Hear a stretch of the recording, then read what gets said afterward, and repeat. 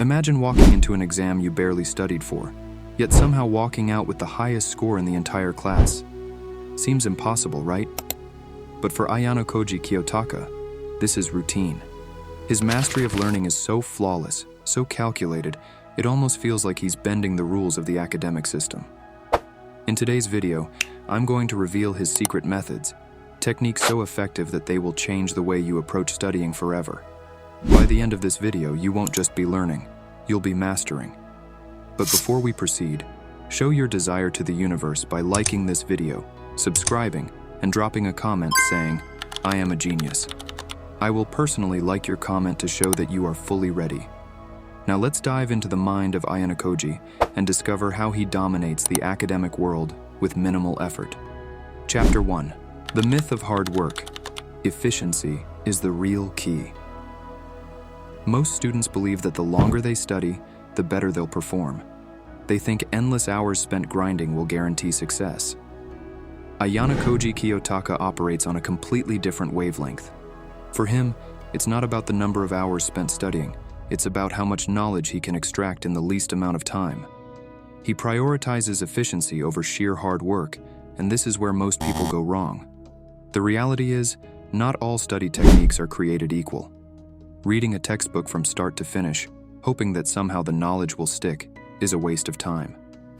Ayanokoji would never bother with that. Instead, he identifies the core principles, the underlying patterns that connect different pieces of information, and he zeroes in on them. The more you focus on quality, on truly understanding the most critical concepts, the less time you'll need to spend studying overall. To study like Ayanokoji, you have to ask yourself, what's the fastest route to mastering this material? He knows that mastery doesn't come from blind repetition. It comes from targeted, efficient action. The key is to eliminate unnecessary tasks and focus purely on what will yield the greatest results. Once you make this shift, you'll start to see your academic performance soar without drowning yourself in work. Chapter 2. Focus. The gateway to deep learning. Ayanokoji's level of focus is almost supernatural. You rarely see him distracted by anything, whether it's a trivial conversation, a buzzing phone, or the noise of his surroundings. He doesn't just study. He immerses himself entirely in the task at hand with complete mental presence. This is the kind of focus that allows you to retain information at a much deeper level, far beyond surface-level memorization. In today's world, distractions are everywhere.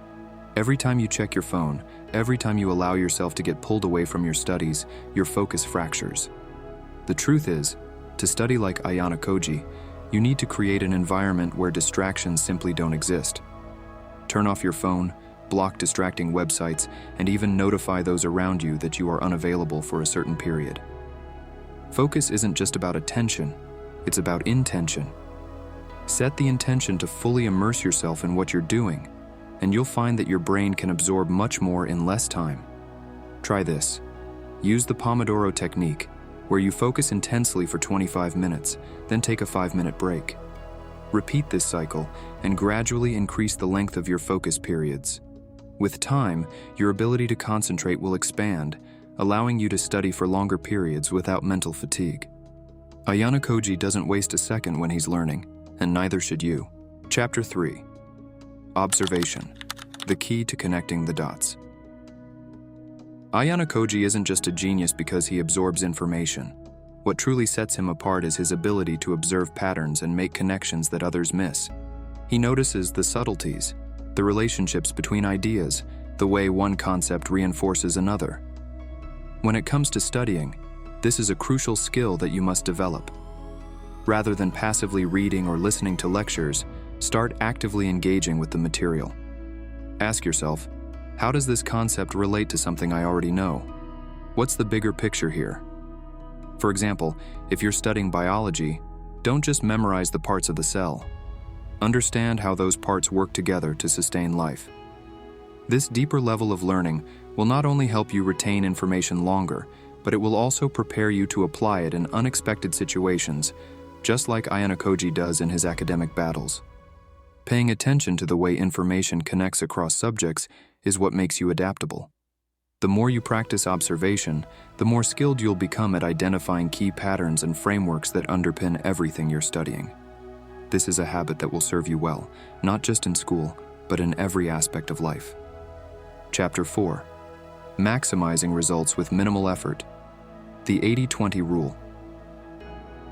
One of the secrets behind Ayanokoji's genius is his intuitive application of the Pareto principle, also known as the 80-20 rule. Simply put, 80% of your results come from 20% of your efforts. In other words, not everything you study will be equally important. The trick is to focus on the small amount of material that will make the biggest difference in your overall performance. Most students waste time trying to study every single detail, but Ayanokoji, he knows better. He pinpoints the most critical areas and gives those his full attention. This strategy allows him to achieve outstanding results with far less effort than his peers. You can apply the same principle by identifying which chapters, concepts, or problems will have the highest likelihood of appearing on your exams. Focus your energy on those, and you'll be able to cover more ground in less time. This doesn't mean you should ignore everything else. Instead, think of it like this. You want to prioritize the 20% that will give you 80% of your success. Once you master that, you can move on to the less critical parts. By doing this, you'll find that your study sessions become far more productive, and the stress of cramming will be a thing of the past. Chapter 5. Manipulating your environment for success. One thing you'll notice about Ayanokoji is that he's always in control of his environment. Whether he's subtly influencing people around him or ensuring he's in a situation that benefits his goals, he knows how to create the right conditions for success. And when it comes to studying, your environment is just as crucial. Your surroundings have a massive impact on how well you absorb information. A cluttered, noisy, or distracting space will only slow you down. Take a page from Ayanokoji's book and design an environment that's conducive to learning. Clear your desk of unnecessary items. Ensure that the lighting is adequate, but not too harsh. Create a space that feels inviting, but not so comfortable that you'll get lazy. Furthermore, psychological cues can help you get into the right mindset. For example, always study in the same location or at the same time of day. Over time, your brain will associate that space or time with learning, making it easier to focus. Use tools like a specific study playlist or scents like peppermint to trigger a focused state of mind. The goal is to condition yourself to enter a state of deep concentration whenever you engage with your studies. Chapter 6. Emotional Mastery. How to Study Without Stress. Ayanokoji's most notable trait is his emotional detachment. He never lets stress, anxiety, or panic interfere with his judgment or performance. This kind of emotional mastery is essential for successful studying. When you're overwhelmed by the pressure to succeed, your brain has a harder time processing and retaining information. One way to combat this is by shifting your mindset. Stop viewing exams and assignments as life or death situations. Instead, focus on incremental progress. Every time you sit down to study, you're taking a step forward. The goal is improvement, not perfection. Take deep breaths, practice mindfulness, and remind yourself that you're in control. If you can approach studying with a calm, rational mindset like Ayanokoji, you'll find that the material becomes much easier to grasp, and the anxiety surrounding exams will diminish. Chapter 7. Strategic Planning. Every step is calculated. Ayanokoji never goes into a situation without a plan, and studying is no different. To study effectively, you need to have a clear strategy in place. What topics will you cover today? What's your priority for the week? By breaking down your studying into manageable pieces, you can maintain focus without feeling overwhelmed. Before you start, write down what you aim to accomplish during your study session.